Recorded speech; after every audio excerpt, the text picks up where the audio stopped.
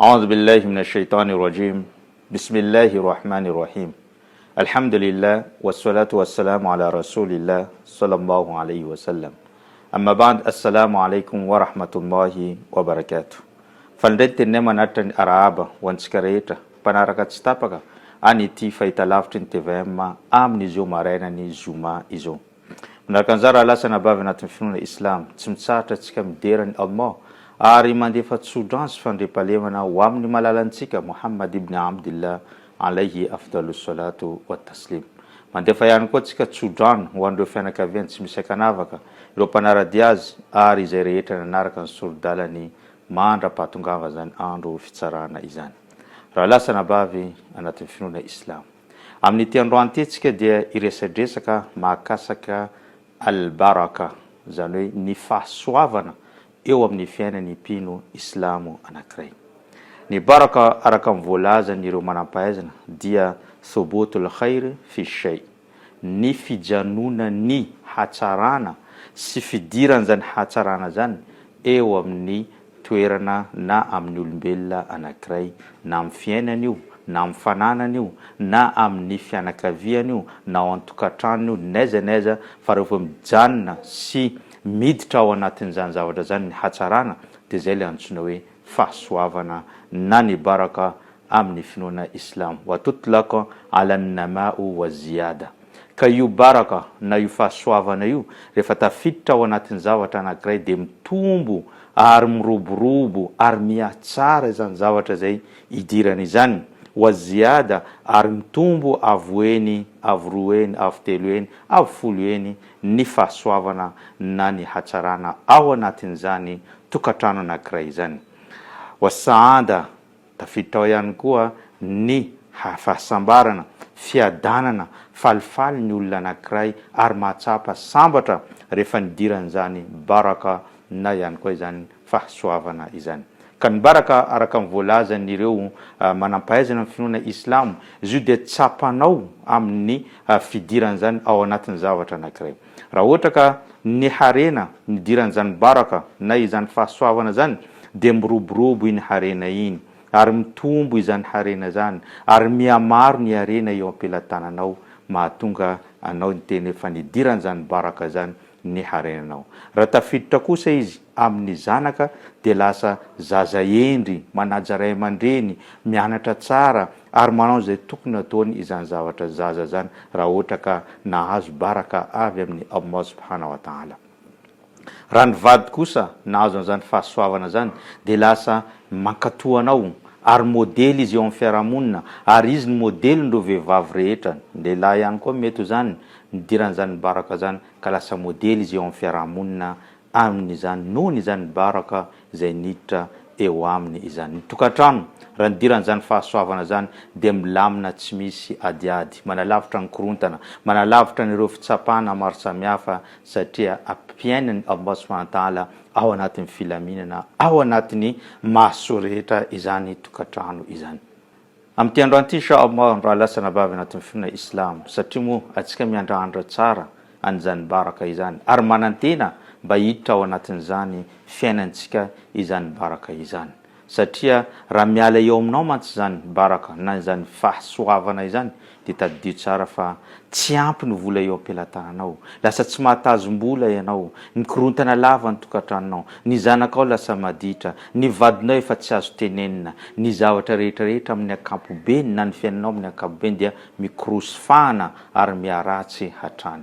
Izany rehetrarehetra zany dia noho ny fiatana na fialana izany fahasoavana eo amin'ny fiainanao izany. Ka amin'ity androany ity tsika akateboka anankifolo izay manala an'ireo baraka na ny fahasoavana amin'ny fiainan'ny mpino islamo anankiray na amin'ny fiainan'ny olombelona anankiray mihitsy. Voalohany amin'izany dia irtikabul maas, ny fanaovan'olona anankiray fahotana. Indrindra moa ny fahotana izay mipaka mivantana amin'ny fiainan'ny zanak'olombelona dia ny fijangajangana. Ny fijangajangana raha lasana bavy anatin'ny finoana islam, raha ataonao ao anatin'ny trano tokantrano izay ipetrahanao na ataonao amin'ny toerana hafa, io dia efa voalazan'ny mpaminany sallallahu alayhi wa sallam amin'ny hadisy manao hoe azina yaqta'u rizqa wa yamhaqu al-baraka.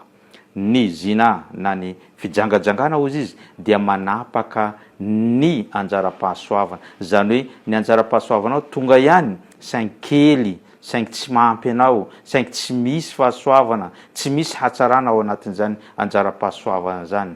Ary tsy vitan'izany fa ilay baraka na ilay fahasoavana tao anatin'ny anjaram-pivelomanao zany dia esoriny amoatsy kelikely amin'ny fanaovanao an'izany fijangajangana isan'andro na isan-kerinandro na amin'izay fotoana zay anaovanao azy izany.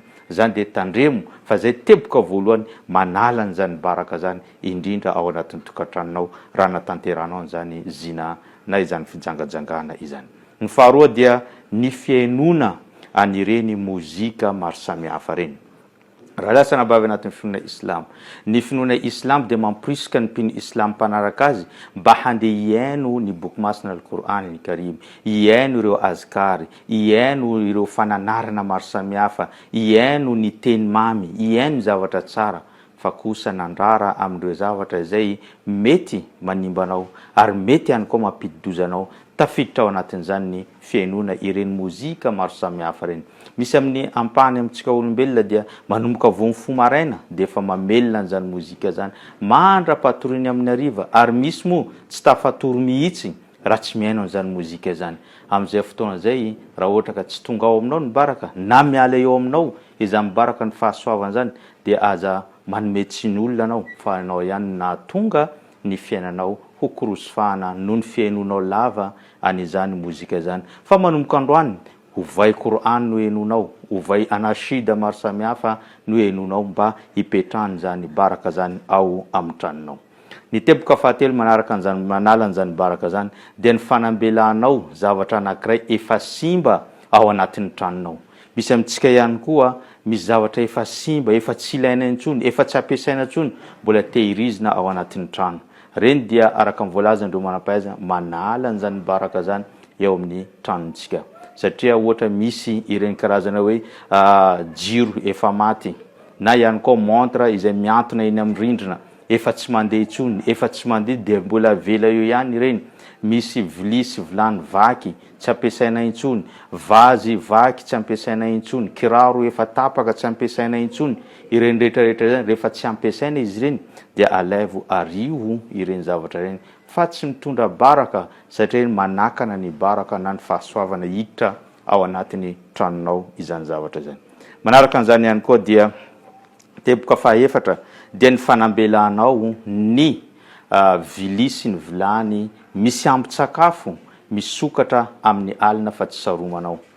Raha lasa nabavy anatin'ny finoana islam, tadidio tsara fa ireny ambin-tsakafo izay belantsika ao anatin'ny lakozia na eo ambony latabatra reny tsy misarona mandritra ny alina reny dia ny shaitoany amin'izay fotoan'izay no tonga mihinana ireny ambin-tsakafo ireny, ka ny ambin-tsakafo izay nohaniny shaitoany dia tsy ampisy baraka mihitsy ary tsy ampisy an'izany fahasoavana zany eo amin'ny fiainanao. Ka manomboka androany rehefa avy ianao ny sakafo, misy ambony sakafo zany dia rakofo izany indrindra amin'ny alina, satria amin'ny alina ireo diavolo no tena miasa ary amin'ny alina ihany koa ireo shaitoany no mivoaka ao amin'ny toerana izay misy azy ireo.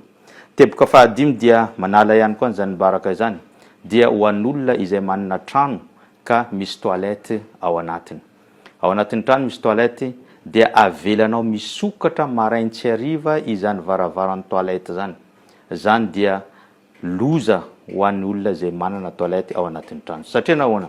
Fantantsika tsara fa ny toilette no toeram-ponenan'ireo djinn na toeram-ponenan'ireo shaitoany.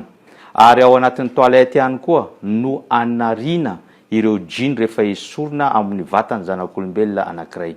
Ary mbola ao anatin'ny toilette ihany koa no andosirana ireo devoly na ireo djinn rehefa mandeha ny adhany.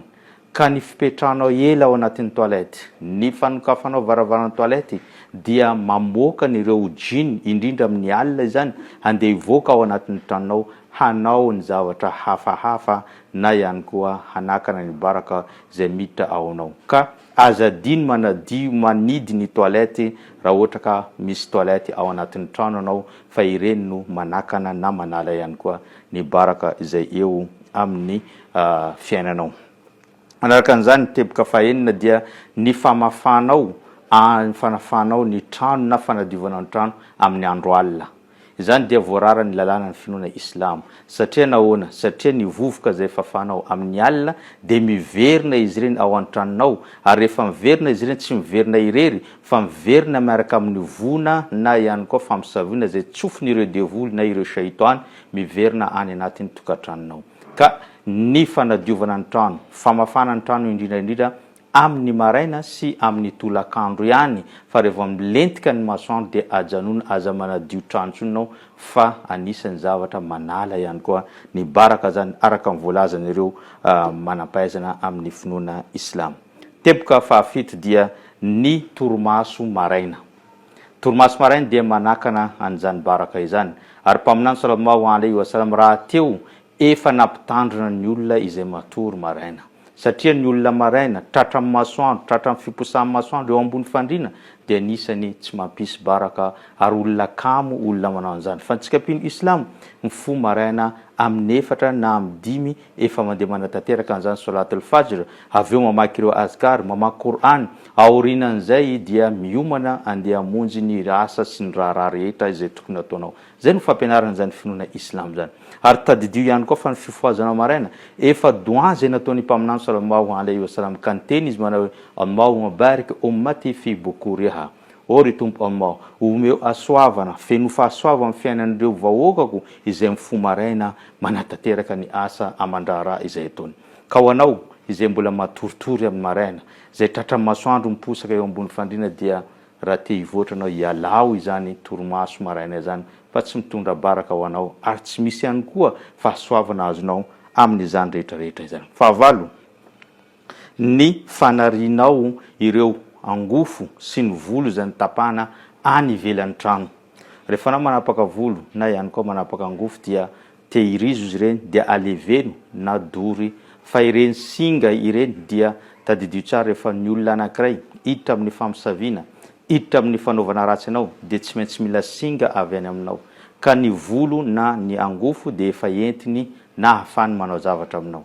Ka rehefa nisy namosavy ianao mazava ho azy sarotra aminao ny ahazo baraka, sarotra aminao ny ahazo fahasoavana eo anatreny Allah. Ka tehirizo ireny na dory izy ireny na aleveno izy ireny rehefa manaran'izany fa azarina eny amin'ny rehetrarehetra reny fa mitarika zavatra ratsy eo aminao. Ny teboka fahasivy dia ny olona izay mpanompa ny finoana.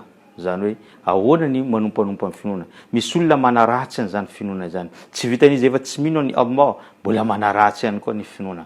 Ary tsy vitan'izany ihany koa rehefa mba anarinao izy amin'ny zavatra zay tsy mety ataony dia mbola be vava ihany izy hoe inona moa ty resaka fananarana maro samihafa ty, efa tsy laitra mibala amin'ny fananarana ara-pinoana mihitsy zany olona zany. Ka izany olona zany tsy haina ao anatin'ny fahasoavan'ny Allah satria ny komy ny fahasoavan'ny Allah nefa Allah no manome an'izany risky na injara-pahasoavana amin'izany. Mety ahazo anjara-pahasoavana izany olona zany saingy tsy misy baraka na tsy misy ihany koa fahasoavana izany olona izany. Farany teboka farany dia ny fihinanana zavatra haramo sy ny fanaovana riba dia tsy mampisy baraka eo amin'ny finoana, eo amin'ny fiainanao andavanandro. Tompo Allah subhanahu wa ta'ala efa miteny mihitsy anao atin'ny Qur'anil Karim manao hoe yamhaqullahu riba wa yurbi sadaqat. Allah subhanahu wa ta'ala dia efa tsy nanome fahasoavana mihitsy ao anatin'izany riba zany fa kosa nanome tombony amin'ireo sadaqat izay ataonao. Tadidio tsara raha lasa nabavy anatin'ny finoana islam. Tafiditra ao anatin'izany riba na ny zana-bola zany ny fampindramam-bola sy ny findramam-bola izay misy zanany. Ny olona anankiray dia manana projet, manana ireny karazana zavatra zay tokony ataony, asa tokony ataony dia mandeha izy mandeha eny amin'ny banky na amin'ireny toerana reny findramam-bola reny. Rehefa amin'ny tonga eny izy reny dia tsy maintsy misy zanany. Raha ohatra ka nindrana 5 millions ao dia tsy maintsy averina 7 millions 5, na nindrana 10 millions ao averinao 15 millions, na nindrana 20 millions ao dia averinao mety 25 millions na 27 millions. Izany rehetrarehetra zany dia tsy mampisy baraka amin'ny fiainanao. Na le mpapindrana na ilay pindrana dia samy tsy hisy baraka ary samy tsy ahazo fahasoavana eo anatreny Allah. Fa ny tena voa ianao mindrana satria nahoana efa nindrana anao nanao antoka naka vola be nefa tsy ho voalohanao iny satria tsy ho isy baraka am'le asa zay ataonao tsy ho voalohanao iny ka ilay kely teo ampelantananao indray ilay nataonao antoka indray mbola ho lasany zany olona naka nampindranao an'izany vola zany vao maika maty antoka anao eto amin'ny fiainana eto ambony tany ary maty antoka ihany koa anao amin'ny fiainana any an-danitra ka reo teboka folo reo raha lasa nambavy anatin'ny finoana islam tadidio tsara fa manala ny baraka nefa mibaraka dia tadiavintsika ao anatin'izany androm-piainantsika isan'andro zany satria mampitombo ny kely eo ampelantanantsika ary mamalavala ihany koa ny maro eo ampelantanantsika izany baraka zany ka mangataka Allah subhanahu wa ta'ala mba ho samy velona antsika eto ambony tany ary ho samy ho feno baraka ihany koa ny fiainantsika andavanandro zay ngamba no fandaharantsika tamin'ity androany ity isorako anao nanaraka an'izany hatranam-piandohana ka hatramin'izao fiafaran'izao ny tenako dia mametraka mandrapitafa ho amin'ny manaraka indray wassalamu alaikum wa rahmatullahi wa barakatuh